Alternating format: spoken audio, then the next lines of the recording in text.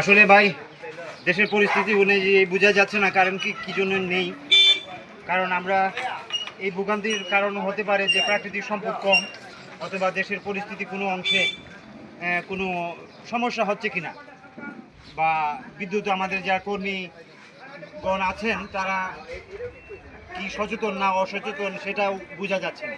হয়তোবা কোনো এই জন্য কোনো সমস্যার মধ্যে আমরা হয়তোবা ভোগান্তির মধ্যে পড়েছি।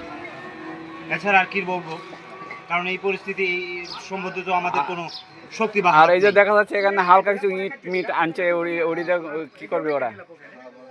আসলে দেখতে পাচ্ছি আমরা এখানে কিছু হালকা তারা ইট বালু সিমেন্ট তৈরি করছে ঘর বানানোর জন্য, যেটা ব্যবসায়িক কেন্দ্রের প্রয়োজনের অনুযায়ী ব্যবহার করার জন্য।